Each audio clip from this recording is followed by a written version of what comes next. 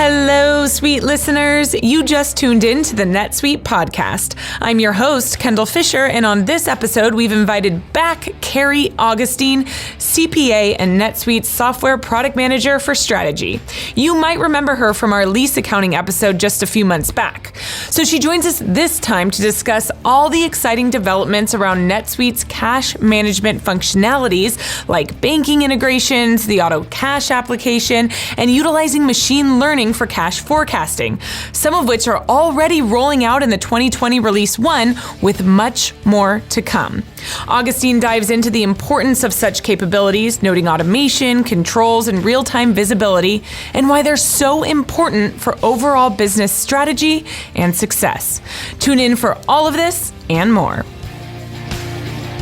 You're listening to the NetSuite Podcast, where we discuss what's happening within NetSuite, why we're doing it, and where we're heading in the future.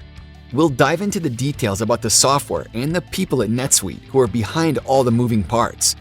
We'll also feature customer growth stories, discussing the ups and downs of running a company and how one integrated system can help your business continue to scale.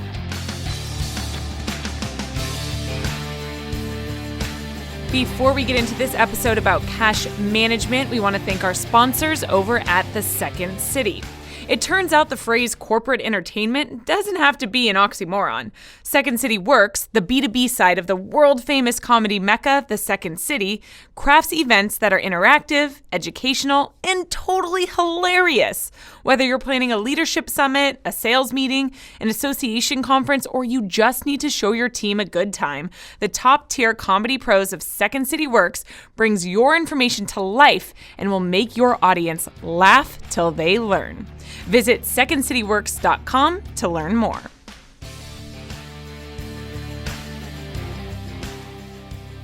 Hey, Carrie, welcome back to the NetSuite Podcast. Thank you so much. I'm glad to be back. Last time you were on, we were just chatting about this. We talked about lease accounting. Woo! I know. Such thrilling topics. No, it really was. It performed super well. And like I told you earlier, I think a lot of people learned a lot from that podcast that they maybe didn't know about the lease accounting standards and the changes and what to expect. So super, super good. We touched on your history as a controller, auditor, and CPA, as well as your evolution here at NetSuite, overseeing our software product strategy.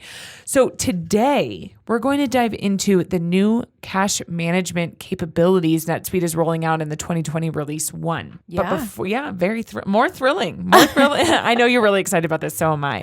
But before we go there, with your history of experience, what's the big talk around cash management? I always say this, and as you mentioned my past experience, cash is king. We would always, say cash is king. Where are we at? How are collections?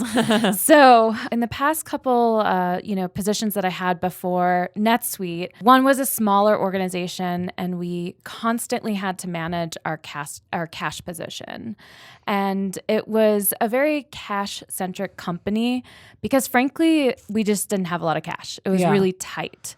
And the other company I worked at, we had to manage cash very closely, not because we didn't have much of it, but because we had a lot of sales and marketing offices across the globe that required constant cash infusions to make payroll, pay vendors. Yeah. So, in my past experience and our customers' experience, cash is always top of mind, maybe for different reasons, depending on the size of the company or their cash position. Of course. But always a big topic of conversation. Was it Biggie that said cash runs everything around me? I love Biggie. Or was it cash ruins everything around me? Shoot, I don't know. Probably both. Both, yeah, right? Okay, so with that being said, what are some of the big challenges or needs businesses face when it comes to cash management and solutions for cash management? It really kind of depends on the size of the company. But with smaller organizations, they might not have, cash flush investors, right? They might not have that VC or PE, cash infusion that is, always constantly there whenever needed. So smaller organizations are really kind of monitoring to make sure the expenditures like payroll and paying vendors, like I mentioned, they're always going to be focused on that. And larger organizations, who have plenty of cash, they might actually really be focused on cash to make sure their cash flow statement looks good. So, for example, I worked at a company, we IPO'd, and after IPOing, we really cared about our cash flow because we wanted our cash flow statement to look great. So what we would do is at the end of that quarter, we would make sure to collect as much cash as possible from customers. The other thing that we would also focus on is days sales outstanding. So in the quarterly reports that we would issue, we would also disclose our DSO. So of course, we wanted to make that look as good as possible. So just from an external perspective, we wanted our stakeholders to really view our company in the best possible light. Of course. And that related to, like I said, decreasing our DSO as well as making sure our cash flow looked as good as possible. So I get like making it look good, but in terms of business success, whether you're a small business, kind of strapped for cash, if you will, or a bigger business that, wants to look good to stakeholders, how do these challenges with cash management affect a business's success? I would say, it affects the business success really just in terms of being able to, from the perspective of their vendors, right? So let's take one example. Let's say you have a person that you're normally working with or a consultant, and that consultant is pivotal in the success of your organization. They play a role that your company doesn't have internally, so therefore you need to work with them. And if you don't have the cash to pay them, of course, they're going to stop working for you. Yeah, of course. So, for those smaller organizations, maintaining the cash to ensure that a critical component of their business is being facilitated through their vendors or consultants is really key. So something as simple as that, right? Yeah. Is just making sure that they can, meet expectations of, external folks who they need to pay. Right. So how are businesses overcoming these challenges? Like, how are they getting greater visibility into their cash management? How are they handling cash management better? Unfortunately, the life of an accountant is spent in Excel, and it's a lot of Excel somersaults. Yeah. So it's like reconciling your cash balance in Excel, projecting cash in Excel.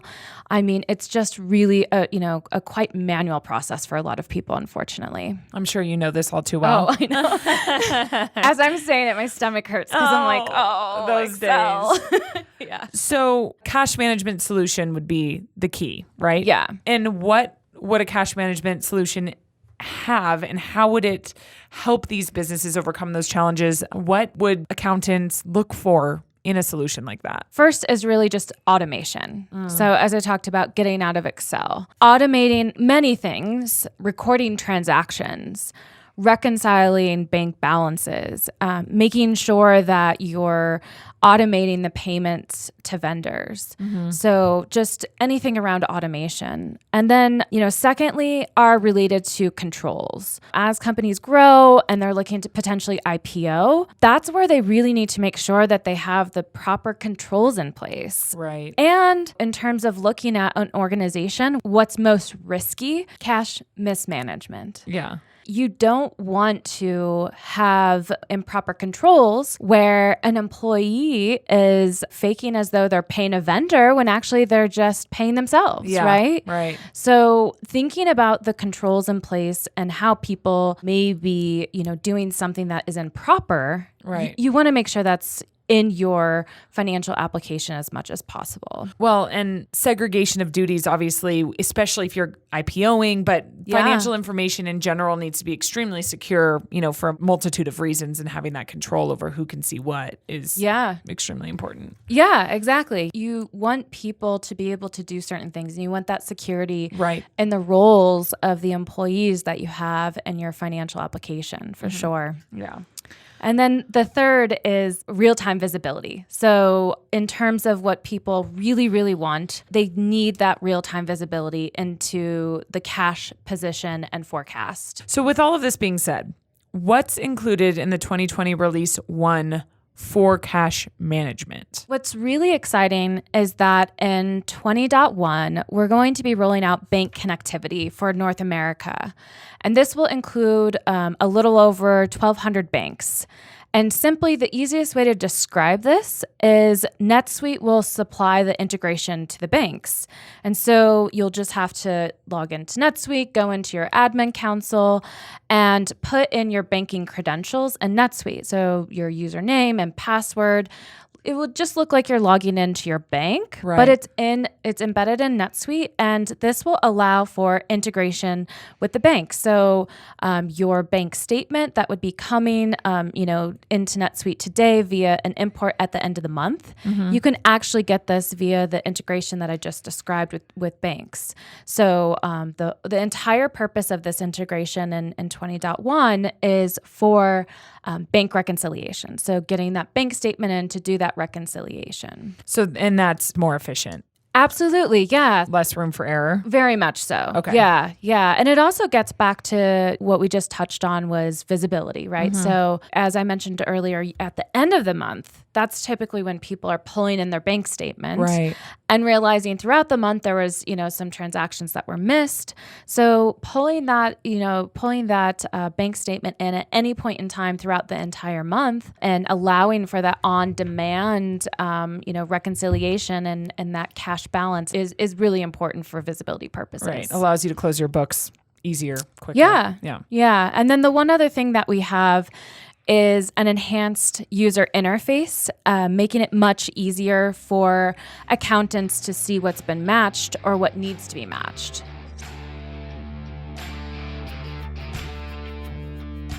Which American company started with a guy in a garage, was featured on Shark Tank, and now has over 1 million customers? Hint, they're reducing crime in neighborhoods everywhere. Here's Ring Video Doorbell founder Jamie Siminoff with his secret to success. It's true. In just a few years, we've had huge growth. We've hired hundreds of people, expanded our warehouse, and we're shipping millions of units a year, all while making sure our customers are happy. I've had lots of things to worry about, but I never worry about our finance and accounting because we use NetSuite from Oracle. From the beginning, NetSuite let me see what's going on with my business in real time, from revenues to expenses, customers and orders, even HR. I run my business from a dashboard right on my phone. NetSuite has been my business management system from 10 to a team of over 1,000, and NetSuite will be my choice as we continue to innovate and grow. Go to netsuite.com/ring to see how Jamie scaled his business. You'll also get our free guide titled Overcoming Your 5 Obstacles to Growth. That's netsuite.com/ring for your free guide and the story of a great American company. netsuite.com/ring.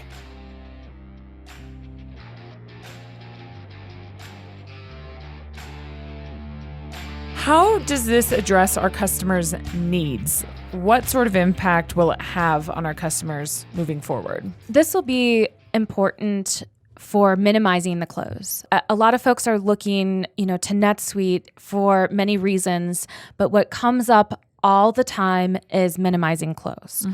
And that gets back to, the automation. So what can we automate? What should be, automated by systems versus people doing it? So this gets back to sort of getting to a close process where you're looking at the things that you can, eliminate or, shed to maybe a couple minutes versus hours. And this, really helps folks achieve a much closer close. And, we've talked about IPO, but it's worth mentioning that as people are going to IPO, this is a big piece of what they're looking to solve within NetSuite is because after going IPO, of course, they have a much tighter window in which they need to report. Of course. So yeah, it gets to, the goals and achievements that are needed to have a successful IPO and being a public company. And then also visibility. So as I mentioned, being able to pull in that bank statement. But this kind of goes back to what we talked about in the intro, which was making payroll. So if you can at any point in time bring that bank balance in, you can have the visibility to know, if I'm a small company, am I going to be able to make payroll tomorrow? Yeah. We're going to do an AP run tomorrow. Do we have the cash, adequate cash on hand to pay the vendors in the time period we committed to paying them? So those are the types of things that on, that sort of real-time basis, you can get that bank statement and your bank balance on demand. I'm going to ask this, and it's super surface level, but Yeah. what's the big fuss all about? I mean, what's the impact of this and these functionalities within NetSuite to a business overall? I feel like you're getting to the 5 whys. Have you ever done this exercise? Yeah. Where you keep going and going and Yeah. going and drilling down and drilling down. Exactly. I I'm pretty sure you love do this it. in therapy. Yeah. This is like therapy, right? Maybe. Yes. Exactly. Yeah. So the ultimate why for me and our customers, I relate this back to when I was a controller. So I always looked at things through the lens of what are my people focusing on? What is their time spent on? And are they working on things that are value add? Should this be automated? And ultimately, when I take a step back and go through the 5 whys, I look at cash management as an activity that should really be automated. Yeah. And frankly, it's just silly for my AR associate to manually create customer payments and apply those payments to a respective invoice. We really want to get to a place where AR associates are really business analysts. Yeah. This was what I was always striving for. So they're identifying anomalies in billing, or they may indicate an error, missing a customer bill if you're a recurring billing business. So the point is that you really want to deploy your people in a way that makes sense and deploy your applications in a way that makes sense as well. So essentially it's helping people be better at their jobs to allow them to do the things that really spark their fire rather than the tedious tasks that do not. Yeah. And I've always been the type of manager where I truly care about my employees. Yeah. And I don't want them to be in a position where they're doing tedious manual work. Right. And it's not meaningful. And they know that they can be doing so much more. Right. So I always took a step back again to say, does it make sense people are doing this? And do my employees really want to be doing this? Right. So that's a great way to look at what we need to automate moving forward. I love that. So speaking of moving forward, actually, what didn't the 20.1 rollout include that's part of the bigger picture for cash management at NetSuite? Well, what it doesn't include, but is really the vision and where we're going, is auto cash application. Okay. And so this is where your customer payments, so like checks, wires, ACHs, they need to be created in NetSuite. And, those receipts that have been received by the bank. Ultimately, we're getting to the place where we'll enhance that integration that I just mentioned, the bank connectivity. We'll enhance that to include those cash receipts on the bank side. So it will actually create a transaction in NetSuite. And that will then allow us to do the auto application of a customer's outstanding invoice. And so this is really where a lot of people, want to get to quite fast. And as I said, right around the corner, we'll be able to manage auto cash application where we're simply integrating the bank payments from your customers, creating that transaction in NetSuite, and then auto applying it. Yeah. And a big value of this is that it minimizes the lag between when cash is received and when it's recorded. Okay. I can't tell you the number of times that we have, sent an automated collection email to customers who responded back, we just made that payment. Leave us alone. Oh gosh. Yeah. There's nothing worse than that. Yeah.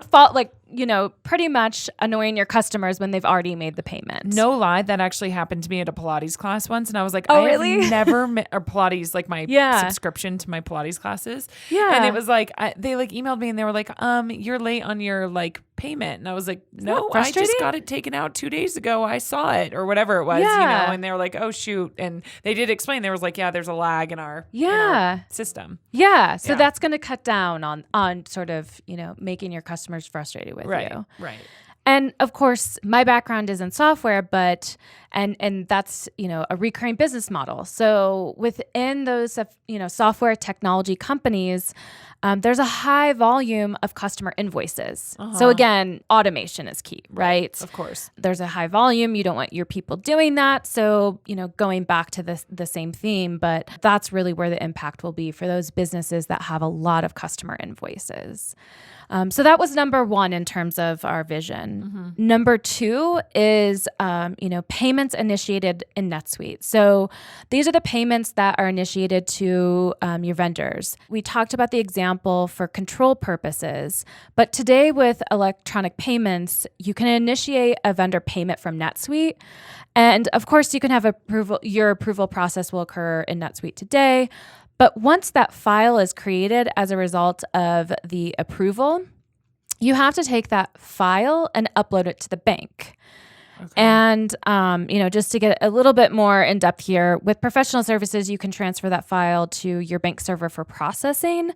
But we're really looking to make this a part of that bank connectivity that I talked about. So it's not just taking the bank payments that are coming from your customers, but also taking the payments initiated in NetSuite and pushing that back into your bank without a person being in the middle to, take that file and upload it to your bank. Yeah. Taking out the middleman. Yeah. And then or woman. Yes, exactly. And then last but not least is cash forecasting. Folks are doing this in Excel because forecasting does include a little bit more thought around it versus just like, when are our customers going to pay us? And this is where we're going to leverage machine learning. So we're not just going to say a customer, owes us in 30 days from now, so we will anticipate to be paid in 30 days. But frankly, your customers don't always pay when you expect them to. No. So if your customers are typically, 15 days past their due date, NetSuite will be smart enough to account for that in the cash forecast. So take into account what your customers are actually doing, or take into account when, not only when you're supposed to be paying your vendors, but when you actually pay vendors in reality. Right. So that's even more visibility into, more real-time visibility into what your company looks like on a day-to-day basis, because even though it's the first, you might not get paid until the 15th, and you don't want to base your finances off of the first, right? Exactly. Yeah. And your cash flow off the first. Yeah. That makes sense. So this is just getting again to a place where you're leveraging a system to be, smarter than the humans can be in Excel. Right. Exactly. Now I heard that there's actually another unicorn feature, if I may call it that. Yes. The Auto Cash app for Lockbox with import. Tell me about this nugget. A capability that we have today that not many of our customers are aware of is we're able to support Lockbox. So what this looks like is you can download cash receipts from your bank and actually import these into NetSuite. And with our intelligent matching rules, you are able to see the recommended matching. And so you can go into this user interface and you can see what's been matched. And then you can also see what hasn't been matched. And this will, be really nice for your AR associate because they'll identify, at that point, they can identify the proper customer invoice. So again, totally check out these features. Our customers are not aware that we have it. It works really well with Lockbox. So this might be like a silly question, but why didn't you mention this before? How does it differ from what you described in the roadmap and vision for cash management? I know, that's probably confusing. I talked about auto cash application, and then I just told you we have it. Yeah. So what we have now, it works really well with Lockbox. And the whole purpose of Lockbox is that when you receive a check from your customer, and on that check, at the bottom, it says reference. Right. And your customer invoices are going to be at the bottom of that reference. So what Lockbox does is it actually takes that reference and it displays it in a really nice fashion so that you can see what invoice that customer payment relates to. So where we're at today is our matching rules will allow for an easier, match with that customer invoice. But what we don't have today is matching very well with ACHs or wires. And that's because naturally in an ACH or wire, they don't have those references, as I just talked about with invoices. So in short, our matching criteria is good today. In the future, it'll be much more sophisticated, and it'll be able to match those ACHs and wires that don't have the unique references. Yeah. Well, this is super informative. Basically, what I'm hearing is automation, controls, real-time visibility, all huge for cash management. Where can our listeners go to learn more? You've given us a lot already, but if they want to dive deeper, where do you suggest they go? Yeah, we have a number of places. For each industry, we actually have blogs where we highlight the most important features on each release. So this is where you can find a big picture view of the releases and what is included. If you want more, go to the release notes. This is much more detailed than the blog, as I mentioned, and you can, you can see much more in terms of specifics of what is included. And finally, for those customers who have advanced customer support, I highly recommend you engage with your ACS rep. And that ACS rep can really help you enable and test out these features to see how they apply or would benefit your company. So yeah, those are the places to go. Awesome. Well, thank you so much. I'll include a couple links to those in the description of this podcast episode. And Carrie, as always, it's so nice to have you on the podcast. Excellent. I'm sure this won't be the last time. No, hopefully not. All right. Thank you. Thank you so much to Carrie Augustine for joining us on this episode of the NetSuite Podcast. We look forward to the continued cash management functionalities to come and the benefits it brings your business. I also want to shout out to everyone who made this episode possible, our sponsors over at the Second City and Ring, as well as our editing crew over at Lampstand, and all you listeners for tuning in. Hey, don't forget, rate, review, and subscribe. Until next time. You just listened to the NetSuite Podcast. Be sure to tune in every week with more NetSuite developments, stories, and insights into the benefits of one integrated system to help you run your business.